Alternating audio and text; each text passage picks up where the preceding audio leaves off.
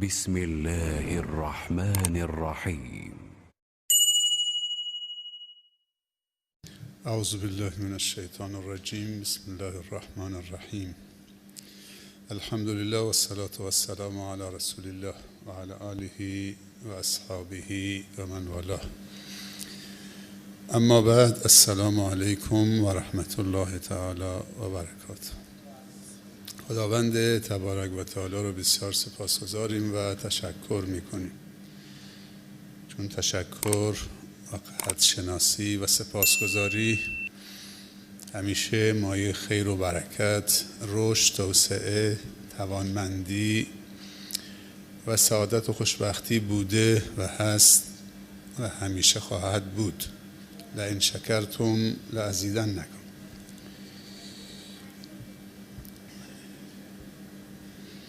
خیلی خوش آمدید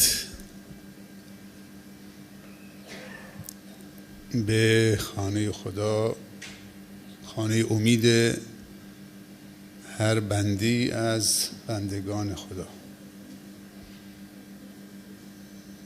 همه شما امشب مهمان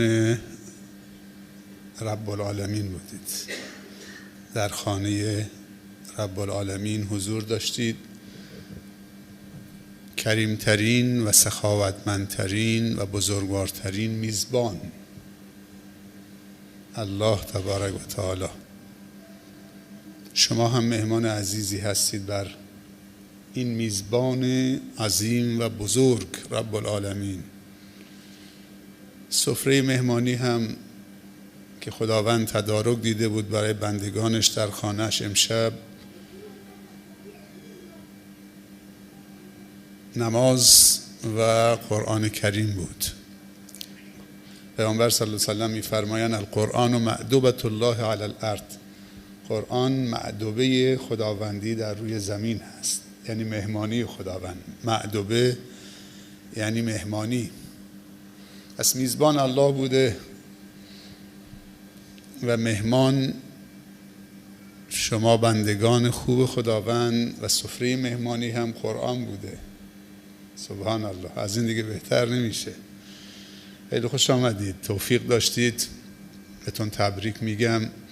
امیدوارم که همیشه حد اکثر استفاده را از فرصت‌هایی که در زندگیتون پیش میاد داشته باشید و توفیق اینم داشته باشید که تهدیداتی که بعضن سر راه ما و شما سبز میشه، اون تهدیدات هم با توکل به خدا و تلاش و اخلاص و مجاهدت و صبور بودن تبدیل به فرصت بکنیم. انسان‌های موفق کسانی هستند که از فرصت‌ها حد اکثر استفاده میکنن و تهدیدات رو دوباره تبدیل به فرصت میکنن. خداوند در قرآن کریم می‌فرماید اعوذ بالله من الشیطان الرجیم. بسم الله الرحمن الرحیم. الذين إن مكناهم في الأرض أقاموا الصلاة وآتوا الزكاة وأمروا بالمعروف ونهوا عن المنكر ولله عاقبة الأمور. خداوند در این آیه اشاره میکنه به اصحاب و افرادی که متمکنن، اصحاب تمکن در زمین، در دنیا. اصحاب تمکن اینا باید یک تقوای خاص داشته باشن علاوه بر تقوای عمومی، چون تقوا دو تا تقواست، یکی تقوای خاصه و یکی تقوای عامه. تقوای عمومی داریم و تقوای خاص داریم. اونهایی که از نعمتهای مضاعفی برخوردارن به نسبت دیگران باید یه شکر خصوصی هم بکنن و یه تقوای خاص هم داشته باشن. عموم مسلمان ها باید نماز بخونن، روزه بگیرن، تلاوت بکنن، ذکر بکنن و همه مسائل روزمره شون رو انجام بدن. اما اگر یکی از اینها سرمایه دار بود، اینجا ایشون اهل تمکن هستن، از تقوای خاص برخوردارن باید انفاق هم بکنه. کافی نیست که بگی که یک سرمایه‌دار بگه که خب من نماز میخونم، روزم هم میگیرم، تلاوتم هم میکنم، ذکرم هم میکنم، از کار نمیدونم فلان و همه اینها رو انجام میدم، ولی من انفاق نمی کنم. نه، اینجا تو اهل تمکن هستید، از تقوای خاص برخوردار هستید، باید انفاق هم بکنید وگرنه از تو پذیرفته نمیشه. یه نفر عالم علم داره، معلمه، از علم برخورداره، علمم جزء تمکن حساب میشه. یکی هنر داره، یکی تخصص داره، یکی حرفه و فن داره. اینا علاوه بر این که باید تقوای عمومی داشته باشن، عبادت‌های عمومی داشته باشن، تقوای خاص هم باید داشته باشن. عالم کافی نیست بگه من نمازم میخونم، تلاوتم میکنم، روزم میگیرم، ولی من دیگه کلاس نمیذارم، علم آموزی نمیکنم، دعوتگری نمیکنم، ازش پذیرفته نمیشه. تو اون تقوای عمومی با همه مشترکن. کسی که سواد نداره هم چه نماز میخونه، روزه میگیره، تلاوت میکنه و کارهای دیگه انجام میده، ولی اون یکی همون تقواشه، چون چیز خاصی نداره، نعمت ویژه‌ای نداره، ولی این یکی علاوه بر اون علمم داره، اون یکی مالم داره. تاجر و فقیر، عالم و غیر متعلم و غیر عالم، اینا چه تو تقوای عمومی با هم مشترکن. هم فقیر باید نماز بخونه، هم تاجر، هم فقیر باید تلاوت بکنه، هم تاجر، هم فقیر باید، ولی تاجر یه پله جلوتره، تمکن خاصی داره، باید انفاق بکنه. حاکم، 3 سلطان در دنیا واقعا سلطه دارن، یکی سلطان علم، یکی سلطان مال، یکی سلطان حکم، حاکمه. سلطان عالم علم عالمه و سلطان تاجر مال تاجره و سلطان حاکم حکم حاکمه. اینا قدرتمندن. پس اینا باید تقوای خاص داشته باشن. حالا حاکم در کنار نماز و روزش و تلاوتش و کارهای روزمرش، اون تقوای خاص حاکم چیه؟ عدالت بین رعیت.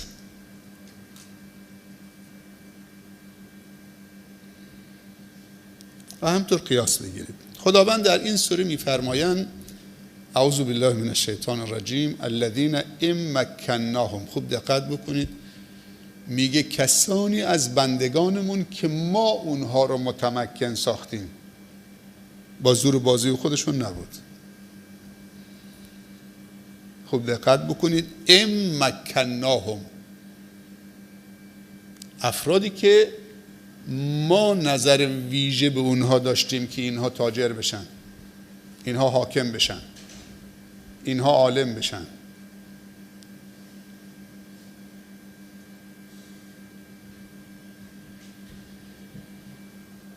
چه کار میکنن؟ باید 4 کار انجام بدن. اقاموا الصلاة و آتوا الزکاة و امروا بالمعروف و نهوا عن المنکر. خیلی جالبه. یه کسانی که ما اونها رو در دنیا قوی ساختیم و متمکن ساختیم، 4 کار باید انجام بدن. تمکن نباید سبب تکبر و غرور و خودخواهی بشه و جاه طلبی بشه. تمکن خدا داده.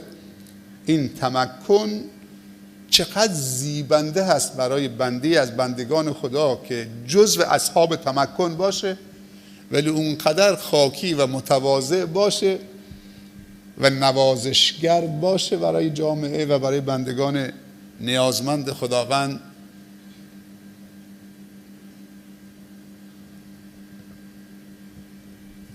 که خداوند از این سوژه‌ای که این بندی متمکنش داره ایجاد میکنه لذت ببره از تماشاش، و بندگان خدا هم همینطور. اگر یه فقیری متواضع باشه خیلی طبیعیه، ولی اگه تاجری متواضع باشه چقدر زیباست، چقدر جذابه، زبان زد خواهد شد. اگر یه فرد عادی عادل باشه اما یک حاکم قدرتمند که میتونه ظالم باشه عادل باشه چقدر زیباست. خدا پیامبر صلی الله علیه و سلم میفرمایند من تواضع لله رفع. کسی که تواضع بکنه برای خداوند، فروتنی بکنه، خداوند اونو بلند میکنه. و این سجده قشنگترین نوع تواضعه، زیباترین و کاملترینش. چون این نوک بینید و این پیشانی، اگه کسی مشتی بخواد بزنه تو صورت تو، بلا فاصله دستت میاری جلو که تو این صورتت نخوره، تو این بینید نخوره. میگم فلانی پوز فلانی رو به خاک مالید.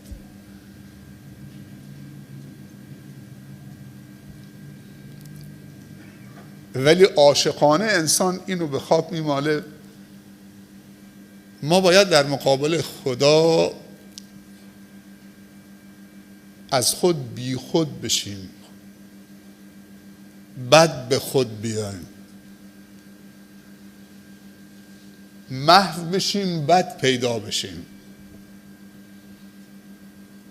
وقتی تو میگی الله اکبر به سجده میافتید یعنی تو محو شدید، خودتو در مقابل اون کبریا و بزرگی و عظمت ناچیز شمردید. سبحان الله. نماز جلوه 3 تواضع است.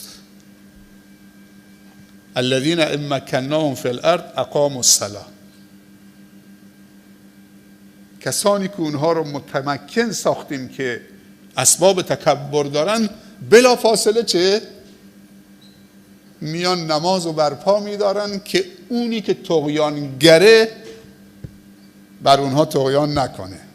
طبیعت مال طغیانگره اگه کنترل نشه. طبیعت مقام، پست، مقام، حکومت طغیانگره اگر تواضع در کنارش نباشه. جمال طغیانگره. جمال و مقام و مال و حتی علم، شهرت، اینا طغیانگره. انسان دچار غرور میشه، خودشو فراموش میکنه، دچار غفلت میشه. بلا فاصله اینجا آمدن چه؟ این اسباب تمکن، تکبر احتمالی و طغیان احتمالی رو کنترل کردن با سجده برای خدا. در نماز 3 چه؟ تواضع وجود داره. یکی قیام با ادب ایستادن، با ادب ایستادن رو به قبله هست و دست بستن. سبحان الله، الله اکبر. تمام شد. وقتی دستاتو بلند کردید با ادب تا اینجا بردید، میگی الله اکبر، رو سینه میذارید، نگاه به سجدت میکنید بدون حرکت. این یک تواضعه. مرحله دوم تواضع که کاملتر میشه وقتی که میگی الله اکبر، دیگه خم میشید، میرید به رکوع. تو تواضع اولی وقتی میگی الله اکبر، بعد از دعای استفتاح و جهتو که میخونید، بس سوره هم میخونید، الحمدلله رب العالمین. قبلا به شما تفاوت شکر و حمد رو گفتم. شکر در مقابل نعمت هست، اما حمد و ستایش و ثنا در مقابل عظمت و بزرگی است. خداوند در سوره حمد نگفته الشکر لله رب العالمین، بلکه گفته الحمد لله رب العالمین. پس حمد در مقابل چیه؟ عظمت و بزرگی.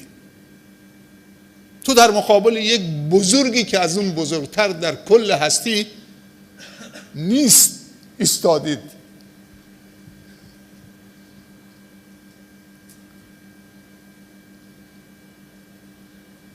عظیمترین ذات و بزرگترین ذات رب العالمینه.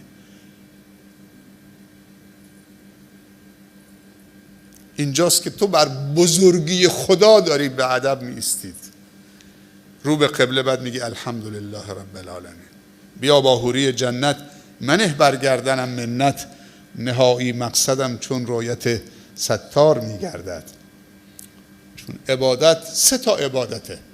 یک عبادت عبید، بردگان. عبادت بردگان از روی ترسه. 2 عبادت تجار، معامله است. این به من بده، من نماز میخونم تو به من بهش بده، من نماز میخونم تو به من فلان بده، من نماز یعنی با خدا شرط داری میکنه.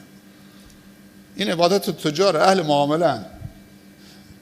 3 عبادت الاحرار، عبادت آزادگان، آزاد مردان، بندگان آزاد که پی به عظمت و بزرگی الله بردن، بدون هیچ چشم داشتی دارن در مقابل عظمت و بزرگی که اون ذات بهش متصف هست دارن تواضع میکنن. بیا با حوری جنت منه برگردنم منت، نهایی مقصدم چون رویت ستار میگردد. چقدر زیباست که با وقتی میگیم الله اکبر، بعد میگیم الحمدلله رب العالمین، این معانی بیاد تو ذهن ما. مالک یوم الدین. شاید در دنیا کسی دیوانگی بکنه بگه من فرمان روای بلا منازعم روی زمین، ولی اینجا خداوند میگه مالک یوم الدین. اونجا دیگه کسی جرئت نداره بگه من فرمان روای روز قیامتم. اینجاست که خداوند در دشت محشر دوباره صدا میزنه وقتی که فرمان روایان روی زمینی که دچار غرور و خودباختگی و خودشفتگی شده بودن ادعای خداوندی کردن، بندگان خدا را بردگان خودشون حساب کردن و اونها رو به ذلت و خواری نشوندن و فخر میفروختن. اونجا در دشت محشر دیگه اینا حتی صدای در گوشی هم از اینا نمیشنوید. اینجاست که خداوند رب العزت والجلال فریاد میزنه لمن الملک اليوم، امروز فرمان روایی از آن کیست؟ جواب نمیدن. جواب نمیدن. این عربده هایی که میکشن امروز در روی زمین جواب نیست. رنجور ایستادن، غبار شرم و حیا بر صورتشون و چهرهشونه. دوباره خداوند فریاد میزنه، صدا میزنه لمن الملک اليوم، امروز فرمان روایی از آن کیست؟ جواب نمیدن. لمن الملک اليوم، جواب نمیدن. اینجاست که خداوند بزرگ عظیم در اوج کبریا و عظمت و بزرگیش خودش جواب خودش میده. میگه لله الواحد القهار، امروز فرمان روایی مطلق از آن واحد قهاره که هر بزرگنمایی در دنیا مقهورش میکنه. اینجا سبحان الله، تواضع زیبنده عبده، کبریا و عظمت و بزرگی و جلال رضا و ازار رب العالمینه، لباس رب العالمینه. رب العالمین میگه هر کسی در لباس من که کبریاست و من منازعه بکنه اونو نصفش میکنم. نگاه نکنید 4 روزی داره میبینید بعد از حکام در دنیا چطوری ادعای خداوندی میکنه. داستان نمرود رو شنیدید، داستان فرعون رو شنیدید که دیگه فرعون به بنی اسرائیل گفت انا ربکم الاعلی، من خدای برتر شما هستم، ما علمت لکم من اله غیری. اول یک ذره اعترافی به اون خدای موسی کرد، ولی گفت من برترم از خدای موسی. سبحان الله. ولی تو دوم شیطان وسوسش کرد که اصلا بگه چه نفی بکنه. گفت ما علمت لکم من اله غیری، اصلا من غیر از خودم برای شما الهی خدایی نمیشناسم. سبحان الله. خداوند همون جوی آبی که از زیر قصرش میرفت و پوز میداد میگو و هذه الانهار تجری من تحتی، رودخانه‌ای که خداوند ایجاد کرده روان کرده، میگه مال من، زیر پای قصر من داره رد میشه. خداوند رودخانه را که زیر پاش میرفت عروس سرش برد. سبحان الله. وقتی که رودخانه از روی سرش رد شد فریاد زد که الان من ایمان میارم به همون خدایی که موسی و بنی اسرائیل ایمان داشتن. گفت الان دیگه خیلی دیر شده، ما فقط جسد تو چه بدن تو امروز نجات میدیم که درس و عبرتی باشه برای هر خدانمایی که و فرمانروایی که ادعای خداوندی میکنه و ظلم میکنه و مردم رو ذلیل و خوار میکنه. حکام متوجه باشند اینا بندگان خدا، خدا نسبت به بندگانش غیرت داره.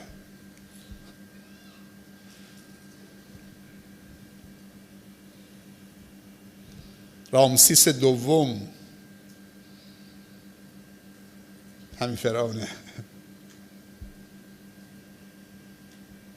جسد مومیاییش هست. آخرین نفری که از قوم بنی اسرائیل از پیروان موسی از رودخانه رد شدن، از نیل رد شدن، وقتی عصاشو زد چوب بعض موقع چه کارایی میکنه. سبحان الله. اینا وقتی وصل میشه به نیت ما و توکل ما وصل میشه به بالا، اصلا دیگه هیچ چیزی چاره تو نمیکنه، هیچ چیزی نمیتونه در مقابل تو علم بشه. این توکل و نیت رو داشته باشید. کارهای عجیبی میکنه این توکل. قدرت انسان مؤمنی که به خدا وصله.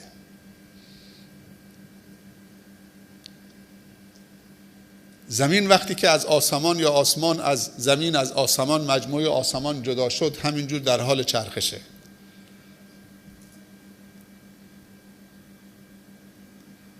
خداوند برای اینکه چرخش زمین و حرکت زمین رو کنترل بکنه کوه انداخت در زمین و خداوند میفرمایند والجبال اوتادا.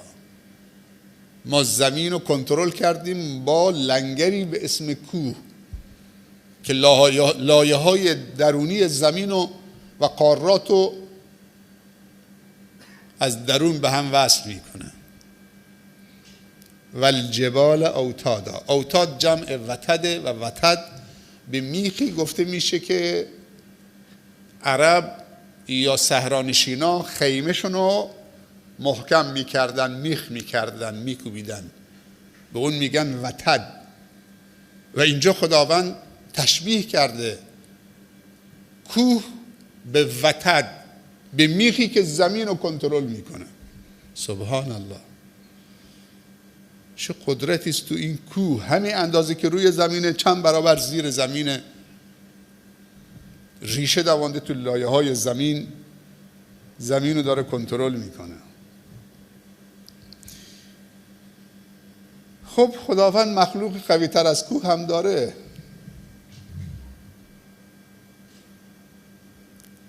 چیه؟ آهن. ما سوری در قرآن داریم به اسم سوره الحدید. بعضی از عزیزان فکر میکنن همه سوره های قرآن نمازه، نماز و روزه و زکات و حج و شنیده بودید سوره الحدید، سوره آهن؟ خداوند درباره آهن چی میگه؟ میگه انزلنا الحدید فیه بأس شدید. سبحان الله. یعنی خداوند آهن رو از بالا انداخته، میگه انزلنا، ما آهن رو نازل کردیم، فرو فرستادیم. و انزلنا الحدید فیه بأس شدید. درش بأس هست، قدرت هست، قدرت خیلی شدید هست. این پیکرها و با قدرت برق وقتی با هم میشه و این پتکا و وقتی میزنی به صخره، صخره متلاشی میشه. برید دنبال خواص آهن بگردید. پس کوه قوی است، زمین رو مهار کرد، کنترل کرد، آرام کرد. آهن قوی است، صخره ها رو متلاشی میکنه. از آهن هم مخلوق قویتر خدا داره. آتش آهن رو ذوب میکنه مثل این آب.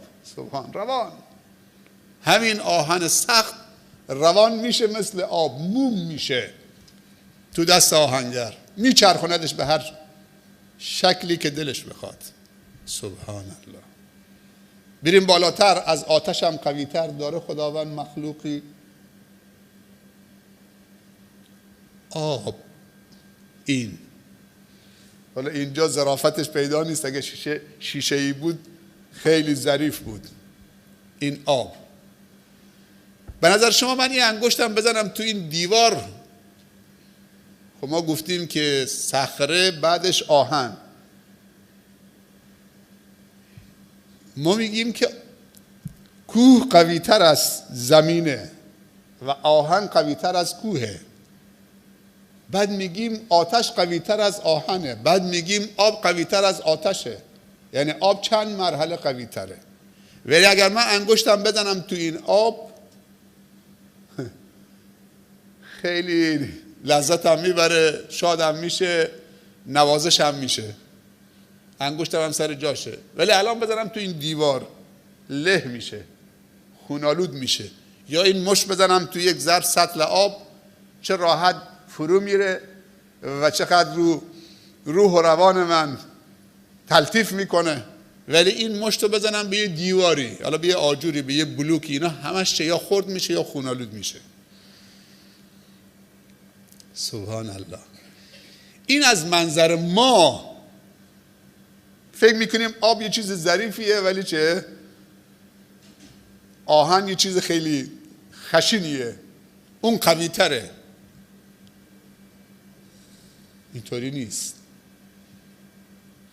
شما رفتید تو کوه، دیدید از دل کوه، از اون بالا یه سوراخی شده، تپ تپ یا چک چک، آب میچکه رو صخره پایینی، اونو سوراخ میکنه. دوباره خداوند در قرآن مثال زده، و این من الحجارت، دنبالش چیه؟ لما یتفجر منها الانهار. سبحان الله. میگه بعضی صخره های سخت و سنگ های سخت شکفته شده، از درون اون صخره انهار جاری است، چشمه ها جاری است. چه قدرتی داره آب.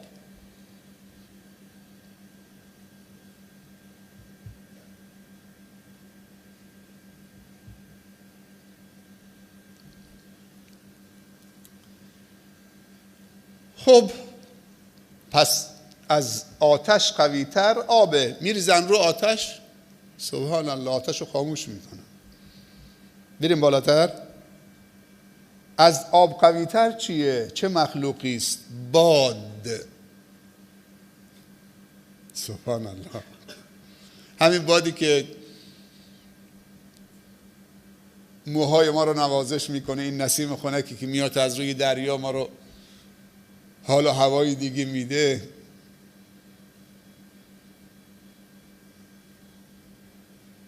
یه وقتایی تبدیل به طوفان و سونامی میشه. این دریا میگن 3 تا نعمت درش هست. 3 چیز در دریا هست، ما کنار دریا هستیم. یکی هیبت خداوندی سبحان الله.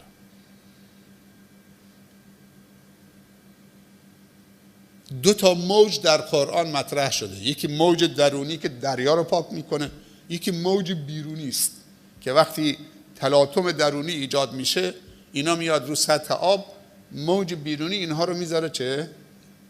دریا نجاست تحویل نمیگیره، آشغال تحویل نمیگیره، میریزه تو ساحل. این موج بیرونی که مثل کوه میشه، بعضن تا 30 متر 40 متر ارتفاع تو اقیانوس ها میرسه، شاید هم بیشتر. واقعا هیبته. ما خودمون با وجودی که اینجا تنگه هست، تقریبا شبه جزیره هست، اون سونامی هایی که و طوفان هایی که میاد 250 کیلومتر در ساعت، 300 کیلومتر در ساعت، حالا تصور بکنید چه حال و هوایی و چه مسائلی تو این اقیانوس ها ایجاد میکنه. ما خودمون بعض موقع که این دریا متموج میشه طاقت نداریم نگاهش بکنیم، دود ازش بلند میشه. این لاندیگراف ها، این کشتی های کوچک لنج ها رو میکوبه به ساحل. اینجا که طوفان های 100 کیلومتر در ساعت نمیاد مثل میامی آمریکا یا نمیدونم جاهای دیگه. و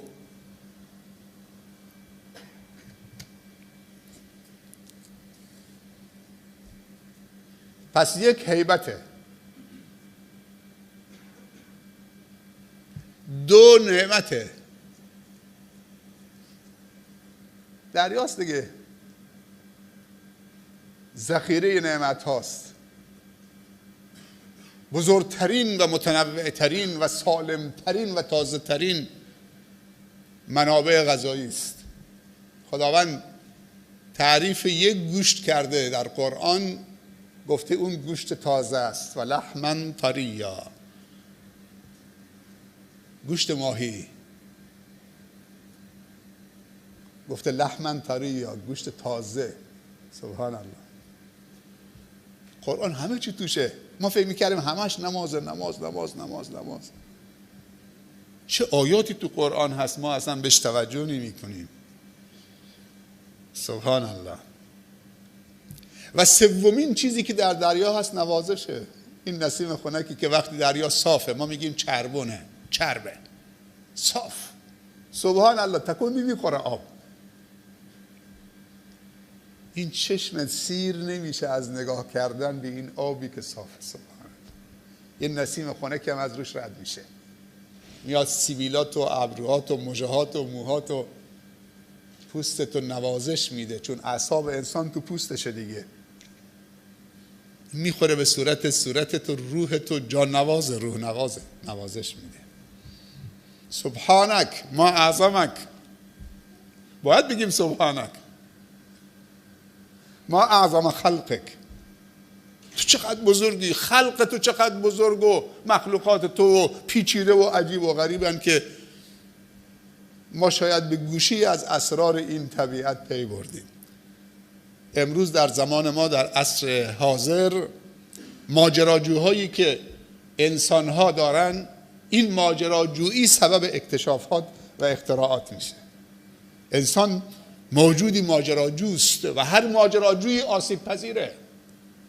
اینهایی که میرن در اعماق اقیانوس ها فیلم برداری میکنن، مستند سازی میکنن، پخش های فیلم های راز بقا تو جنگل با حیوانات. سبحان الله. میاد تو صفحه مانیتور و تو صفحه تلویزیون. چه عالمی است زیر این آب، چه دنیایی است، چه مخلوقاتی است، چه زیبایی است. از عظمتش گرفته و تنوعش گرفته و رنگارنگیش گرفته. جزر مالدیو چند تا نقطه است در اقیانوس هند، 350-400 هزار نفر جمعیتشونه، همه شافعی مذهبن. چند تا نقطه است. زیباترین جزیره مرجانی دنیاست. دنیای از مرجانهای زیبا زیر این چند تا جزیره تو مالدیو هست. بزرگترین درآمدش توریسته. بالای 10 میلیون سالی میرن اونجا، چه میزنن عینک ها رو چشمشون، میرن زیر آب، این عظمت رو میبینن. سبحان الله. اصلا آمده تو خونت. ولی عجیبه که با این همه پیشرفت علم و تکنولوژی انسانهای منکر خدا میشن. 1400 خورده سال پیش یک بدوی از صحرا رد میشد با شترش، تو بیابان میرفت تو جزیره العرب. یک دفعه مدفوع شتر دید. تا مدفوع شتر دید گفت البعیرة تدل علی البعیر. رد میشد تو این بیابان تا مدفوع شتر دید این جمله رو گفت این بعیره مدفوع شتر، البعیرة تدل علی البعیر، دلالت بر یه شتری میده که از اینجا رد شده، این مدفوعشه، این آثارشه. سبحان الله. جای پا دید، گفت این جای پا، جای قدم ها، دلالت بر اینه که یک نفر از اینجا رد شده. همجور رفت یکی یکی. بعد 3 تا جمله بعدش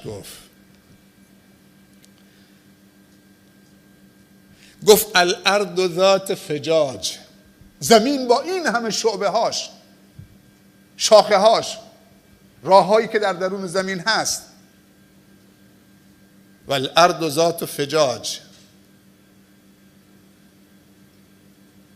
و البحار ذات امواج، بحار اقیانوس ها با امواجشون.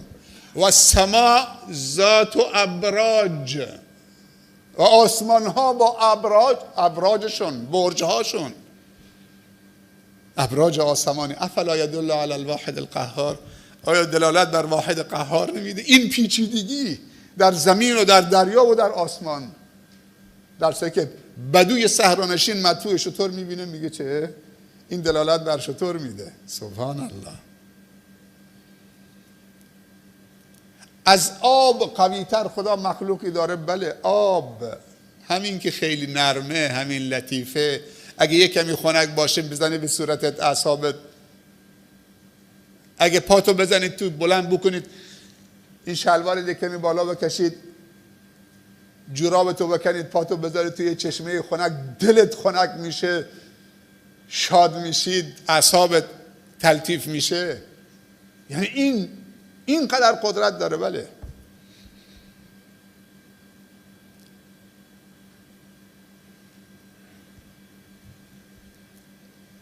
از آب مخلوقی قوی تر چیه؟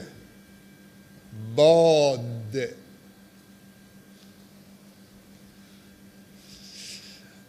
باد وقتی میاد با سرعت 250-300 کیلومتر در ساعت امواج رو تولید میکنه.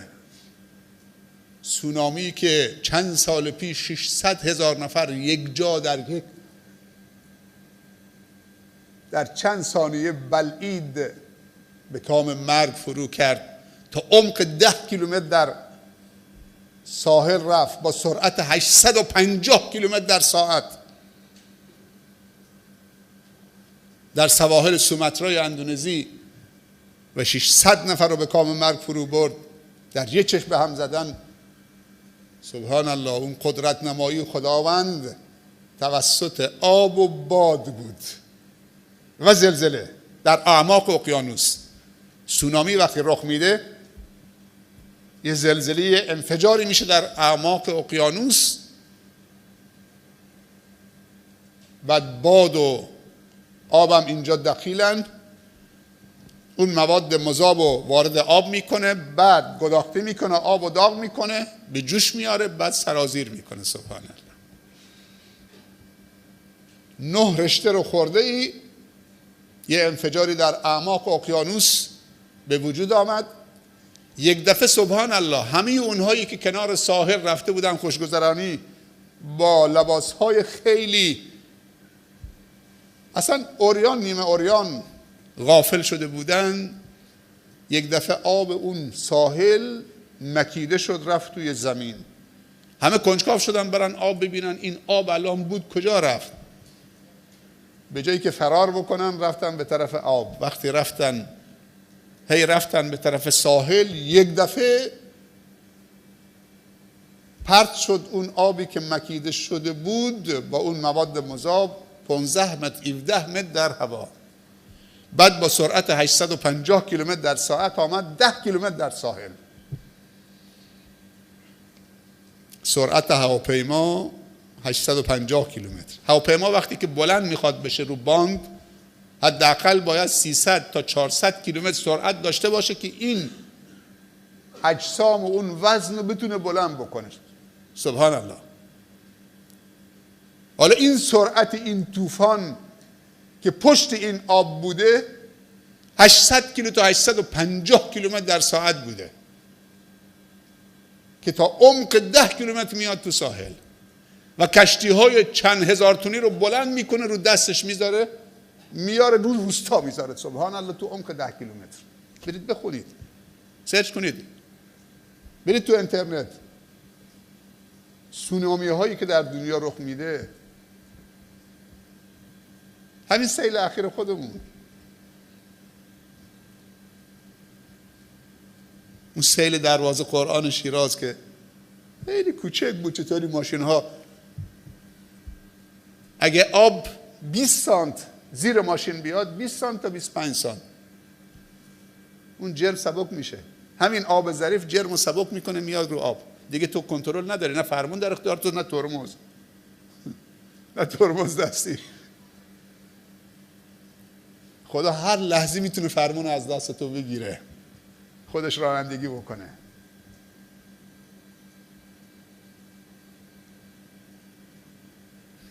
اصلا من و تو در خورش نیستیم که باش اعلام جنگ بکنیم. یه سرماخوردگی ما رو بیبره زیر پتو، یه سرماخوردگی. برادرم ستار چه دعای زیبایی، چه مناجاتی میکرد تو دعای امشب. یکی از این دعاها این بود: خدایا تو بندگان زیادی غیر از ما دارید، اما ما ربی به جز تو نداریم. ما کی داریم دیگه؟ ولی بندگان تو زیادن. چه کسی به سوی تو فرار کرده تو برش گردوندی؟ چه کسی به تو پناه آورده تو پناهندگی بهش نداری؟ چه کسی دستش بلند کرده گفته یا رب یا رب حاجتش؟ چه کسی از تو مسئلتی داشته؟ ولی ما باید خواسته هامون رو دسته‌بندی بکنیم، نه هرچی به ذهن ما آمد از خدا بخواهیم. خواسته هامون رو باید دسته‌بندی بکنیم، چیزهای منطقی و معقول باید از خدا بخواهیم. حضرت ایوب بیمار و سخت شد، بیماری پوستی. یه بیمار شفا میخواد،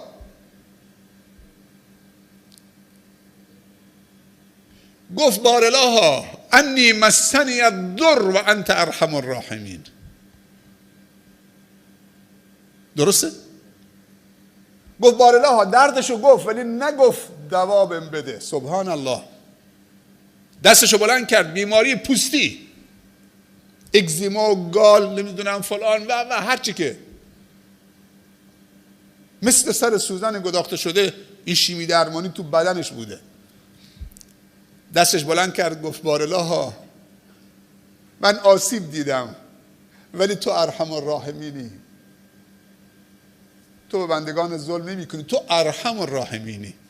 اگر معنیش اینه اگر رحم تو همینه که من مریض باشم و من شکی تو رحم تو ندارم که ارحم الراحمینی، من صبورم، شفا نمیخوام، اگر رحم تو اینه نسبت به من.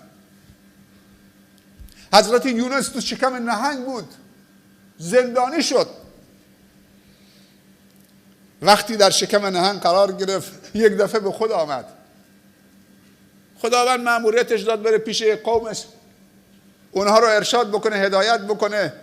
کم حوصلگی در آورد، قومش رو رها کرد، قرعه انداختن به ساحل، سوار کشتی شد، کشتی خراب شد. گفتن یک خطاکار تو کشتی، پرتش کردن، چه هر چند بار قرعه مینداختن به اسم یونس در می آمد، انداختنش چه تو دریا. خداوند نهنگو فرستاد، گفت ببلعش. سبحان الله. چند تن آب میبلعه نهنگ؟ حالا یونس هم یک رفت بالا. به مجردی که تو شکم نهنگ قرار گرفت یادش آمد که اشتباه کرده، با یه معذرت خواهی بدهکاره. خودمون چند تا معذرت خواهی بدهکاریم به رب العالمین.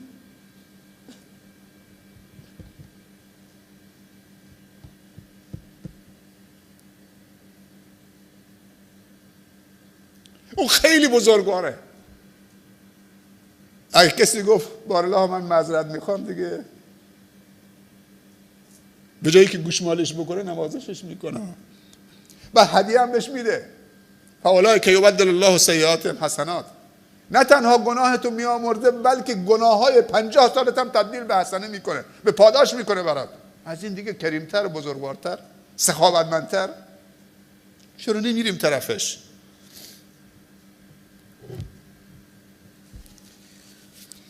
یونس اونجا متوجه شد، حضرت یونس که اشتباه کرده یه معذرت خواهی بدهکاره. وقتی که در شکم نهنگ قرار گرفت یونس فریاد زد، گفت دیگه کسی نمیتونه اونو نجات بده. رفت تو اعماق اقیانوس. اون موقع خود دیگه زیر دریایی ها نبود که برن به کمک امداد و نجات، اینطوری نبود که تو اعماق اقیانوس بره. چه گفت یونس؟ لا اله الا انت سبحانک. نجات میخواد یا نمیخواست؟ کسی که داره غرق میشه نجات میخواد، ولی نگفت نجاتم بده، نگفت کمکم کن. خوب دقت بکنید به این معانی، به این باورها. گفت لا اله الا انت، توحید رو دوباره چه بیان کرد با تمام وجودش. لا اله الا انت، هیچ معبودی به حق که سزاوار پرستش باشه نیست به جز انت، به جز توی پروردگار. سبحانک، پاک و منزهید از هر گونه عیب و نقص و هر گونه خطا و هر گونه ظلم به بندگانت. اینی کنت من الظالمین، من به خودم ظلم کردم. سبحان الله، من به خودم ظلم کردم. اصلا تو این آیه تقاضایی هست برای که خدای کمکم کن من از شکم نهنگ در بیارم؟ نیست. لا اله الا انت سبحانک انی کنت من الظالمین، من از جمله ظلم کنندگان هستم. نگفت کمکم کن. به مجردی که این دعا رو گفت، خداوند رو تسبیح کرد و تقدیس کرد و پاک و منزه شمرد و توحید رو محقق کرد دوباره و اعتراف به کوتاهی و تقصیر کرد که من به خودم ظلم کردم و نافرمانی تو کردم، قومم رو رها کردم، وظیفه‌مو انجام ندادم. رفت تو کما. سبحان الله، همین دعا رو کرد رفت تو کما. خداوند به نهنگ گفت، به اون مخلوقش گفت بیا در سطح آب، بیا سطح آب، برو تا عمق کم، تا جایی که میتونید. آمد رو سطح آب، گفت حالا یونس رو چه پرت کن به ساحل. سبحان الله، یونس در حال کما بود، وقتی پرت شد به ساحل، آمد به سطح آب پرت شد. امواجی که بودن مثل این که 2 دست باشه یونس رو بلند کردن به ساحل گذاشتن. فانبتنا علیه شجرة من یقطین. فا و یاواست ستار فا. فانبتنا علیه شجرة من یقطین. وقتی به ساحل افتاد دیگه بدنش خیلی، خداوند یک درخت کدویی رو سرش یقطین آرام شد. بعد خداوند دوباره فرستادش پیش قومش که بیشتر از 100,000 نفر بودن اون زمان و بعد از همدیگه لذت بردن. خدا بهش برکت داد. قدرت باد. خب داشتیم زمین، کوه، آهن، آتش، آب، باد. از باد مخلوقی قوی‌تر دارد خداوند؟ اصلا کامل بگیم، از آب و باد و آب و آتش و آهن و کوه و زمین خداوند مخلوق قوی‌تر دارد؟ بله. انسان مؤمن که نیتش خالصه برای الله و توکلش هم همیشه چه و هدفش هم همیشه رضای خداست، اینا رو همه کنار هم جمع بکنی تو انسان مؤمن جمع شده. میدونی کجاست؟ تو همین عصای موسی که زد به آب. آخرین نفر پیروان موسی، قوم بنی اسرائیل، از آب خارج شدن. آخرین نفر از سربازان فرعون داخل آب شدن، آب به هم آمد. سبحان الله. الان فیلمای تاریخی درست کردن، حتی کارتونیش هم درست کردن برای بچه ها. داستان نوح، کشتی نوح، داستان موسی، فیلمای خیلی قشنگه. محمد رسول الله چند مدت پیش واقعا حال و هوای انسان رو عوض میکنه. کارتونیش هم هست برای بچه هامون. سبحان الله. این فیلم های کارتونیش تو ذهن بچه ها نقش میبنده. داستان پیامبران.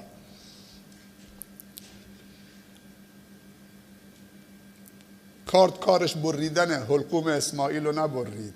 آب کارش غرق کردنه، حضرت موسی رو غرق نکرد، حضرت یونس رو غرق نکرد. آتش کارش سوزاندنه، آتش نمرود را بهر گلستان آفرید. بله. آتش نمرود را بهر گلستان آفرید. قلنا یا نار کونی بردن و سلاما علی ابراهیم. اینجا منادی هست، منادا هست، حرف ندا هست. سبحان الله. اون پیام هست، اون ندا هست. خداوند منادی است، منادا آتشه. خداوند با آتش داره صحبت میکنه. قلنا، ما گفتیم، یا نارو، این یای نداست، ای آتش ما، ای مخلوق ما، کونی، باش، بردن، خنک، و سلاما، معتدل. اگه خنک زیاد بره زیر صفر چه؟ منجمد میشه. ابراهیم رفت و آتش در آمد، سبحان الله، مثل که از تو گلستان در آمده. نمیشه، باور بکنی نمیشه. کارشون سوزاندنه ولی نمیتونه بسوزنه. رو ایمانمون کار بکنیم، رو عقیدمون، توحیدمون کار بکنیم، رو رابطمون با خدا کار بکنیم، خدمت به خلق خدا بکنیم، تواضع داشته باشیم. الذین ان مکناهم فی الارض اقاموا الصلاة. برمیگردیم به این آیه‌ای که امشب در صددش بودیم. وقتی اونها رو در روی زمین متمکن کردیم، قوی کردیم در زمینه‌های مختلف، بلا فاصله تواضع به خرج میدن. گفتیم یک نماز کامل نشانه 3 تواضعه. اول قیام الله اکبر، بعد خم میشه، تواضع دوم کاملتره، دستش کف دستش میذاره، این پنجه زانوشو میگیره، این دستاش باید راست باشه. در رکوع نباید این دستا خم باشه، اینجا آرنجت نباید خم بشه، اینطوری نباید رکوع بکنی. این با کف این دستت قرص زانوتو بگیرید صاف، کمرت کشیده بشه که اگه این لیوان آب رو کمرت بذارن در اثناء رکوع سر نخوره بیفته. این رکوع کامله. رکوع بی‌حوصلگی نه. وقتی رفتی در رکوع میگی سبحان ربی العظیم و بحمده سبحان الله، اونجا دیگه خودت کوچک میشی. سمع الله لمن حمده ربنا ولک الحمد. یه بالا دوباره میگه الله اکبر، میرید پایین. وقتی دیگه پیشانی به خاک مالیدید، به سجدگاه، اینجا پیامبر میگه دیگه حجاب میفته بین عبد و رب. پیامبر صلی الله علیه و سلم میفرمایند نزدیکترین موضعی که بندی نمیتونه از اون نزدیکتر به رب العالمین باشه موضع سجده است. تواضع کامل. حالا وقتی رفتی به پایین و خودتو انداختید به زمین، مناسب اونجا چه تسبیحی است؟ رکوع مال عظمته، ولی وقتی خودتو انداختی به زمین، به پایین، از اون بلندی، از اون تبخترت، تکبرت، خودخواهی و منیتت، اینجا دیگه میگی سبحان ربی الاعلی و بحمده. من کوچکم افتادم رو زمین به خاطر اون بزرگی خیلی والا و برتره. خدا این تواضع رو نصیب بکنه. و آتا و زکات اگه فردا شب حیاتی بود انشالله درباره آتا و زکات انشالله با هم دیگه گپ‌هایی خواهیم زد. خیلی دوستتون داریم، خیلی حوصله کردید. خب جلسه رسمی بود، یه حاله‌های خاصی داشت، حالا یه لبخندی هم بزنید. حالیه، شما هم یه لبخندی بزنید من خوشحال بشم. همتون، شما پسرم، شما احسن. این سپیدی دندان باید پیدا بشه.